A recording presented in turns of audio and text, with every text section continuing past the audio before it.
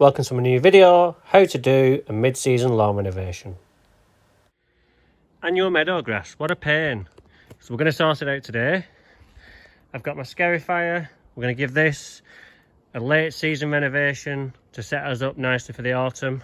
I'm going to hopefully reduce some of this annual meadow grass. This hasn't been cut for a week due to the really bad weather we've had. Not that I couldn't get on it if it was raining, it was just so heavy I didn't want to. So let's start that and let's see what it looks like after it's done.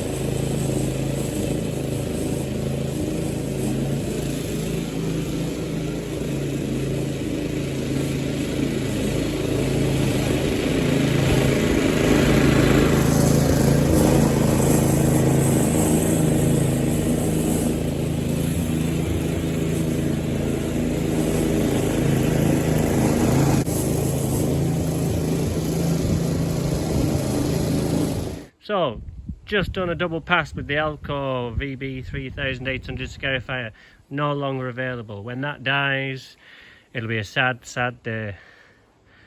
So, let's have a look at these closer patches of annual meadow grass. It's not great at the moment, but I've just found one here. So, it's still there, but it's going to have got through some of it. And because we've damaged it, it will stress it out and hopefully it'll wither away somewhat, and it is coming to the end of the year now in terms of like grass growth and annual meadow grass growth. So we'll find, I think, after this mowing everything and the product application, that we might have seen the last of this for this year, and then obviously next year the whole process starts again. But hopefully, you know, new techniques come out, we find new ways of dealing with it. But until then, it's just a case of doing this, kind of stuck with it. But nevertheless, it's still a nice lawn. Good lawns come in many forms. This one's a lawn of two halves. This half is just totally covered in annual meadow grass. That side's hardly got anything in it. But we make the best of what we've got, because that's all we can do. So let's get it picked up now with the Hater Harrier, the rotary mower. And then if we need to, we'll go over it with a cylinder just to get that height down a little bit more, and then we'll get on with our products.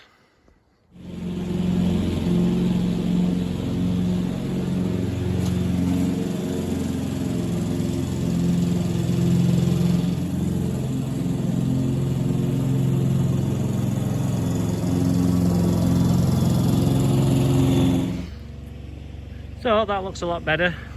Doesn't look like you can see anything from there, but from over here looks really good. Looks like AstroTurf other than the annual meadow grass, because you don't get annual meadow grass in AstroTurf unless it seeds in there and you haven't treated it with the weed killer, because you do get moss and things. You know, they say artificial grass is maintenance free. Well, you get more moss in that than you do on lawns, you know. So if you are thinking about going to AstroTurf, just bear that in mind. And you can't walk on it when it's hot, because it's just so hot. I've got a friend who had it done last year, thinking he was, you know, getting one over on me, thinking like, oh yeah, I don't need you anymore. But he couldn't go on it this summer because it was too hot. You know, so what's the point of having something put in if you can't go on it in the summer? Grass, live product, self-regulating temperature. As long as there's moisture in there, it'll regulate itself. Go on grass whenever you want. AstroTurf, you can't do that. so just bear that in mind when you're eyeing up the pros and cons of getting AstroTurf to real turf. Yeah, obviously there is more maintenance to real turf, but it doesn't give you the same pleasure, I don't think, as real grass. But saying that, John King up in Hartlepool there, he has that back garden on my Facebook page, and I thought it was real. I thought, Christ, I've taught him well, or bloody hell, I'm going to be out of a job here. And then it turns out it was AstroTurf. So yeah, and I know somebody else who fell for that one as well, and I've no doubt a lot of you fell for it as well. But that just shows you how good AstroTurf looks sometimes. But yeah, I was like, Christ, I'm jealous of that, because I don't have any lawns that look as good as that. So right, so enough waffling on. Let's get the cylinder out, because I just want to knock it down a little bit more. Let's say have a close look at some of this annual meadow grass now. So it's nice and tight against the floor now, rather than being an inch above the floor. And then when we get that cylinder out, we can take it back even more, and then we'll get some products on. And rain tomorrow, even though I did do the job last night, being told that there was no rain forecast this week, and tomorrow there's rain. So that blue sheet on Peter's job on my top 5 tips, that could all end in tears because of the Met Office app, which has been absolutely so unreliable this year. So I'm thinking of just getting rid of that app and getting another one. If anyone knows of an app which actually gives you the decent weather forecast and correct weather forecast regularly, let me know. So this is some of what we've pulled up.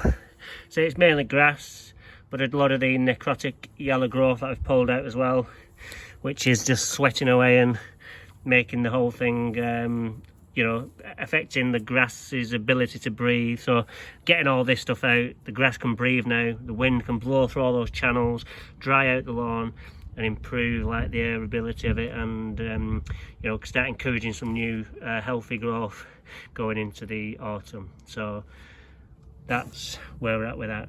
What does it smell like? It just smells like grass, funnily enough.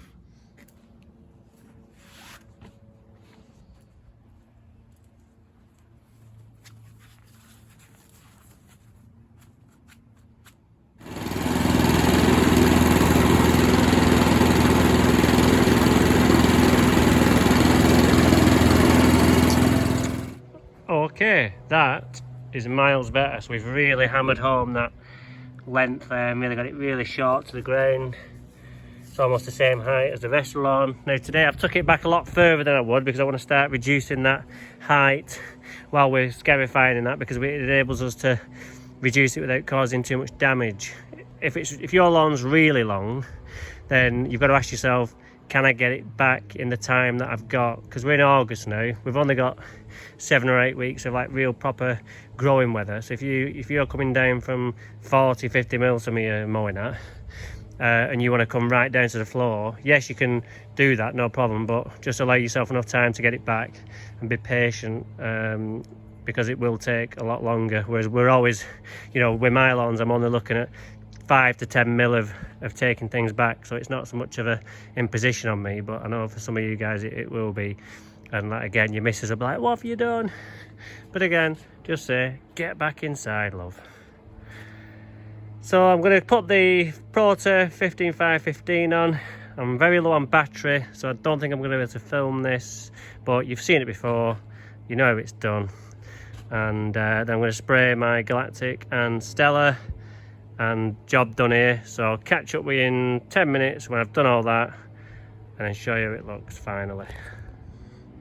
Right, the sun's just got in actually, so just thought I'd give us a look in the sun.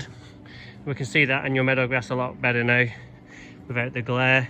So there's loads about, but it's the same height, isn't it? So I think the products we're putting on now, and the fact we've actually kind of damaged the annual meadow grass, is going to make that really recede, and then the feed will kick on the grasses that we want to kick on, and hopefully try to start crowding that annual meadow grass out.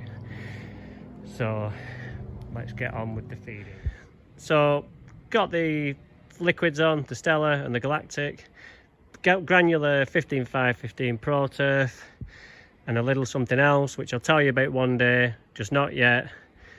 can't give away all my secrets at once, or otherwise I don't have a channel. So let's tell you about that at a later date, and I'll show you what it is. I definitely will tell you, but there's just a few things I need to iron out with application before I tell you, because I don't want you all going mad for it and making a mess. So it's not something that I sell, it's an I sell product, but it's very low rate and it's very difficult to apply in a normal spreader because it's so fine and such small rates at 10 grams per square metre. So I'm just trying to work out myself how is the best way to apply it. So let me deal with that, and I'll come to you when I'm ready to tell you, and you can do it perfect. So that's it from today. Hope you've enjoyed the video. Don't forget to like and subscribe, and I'll see you next time. Ta-da!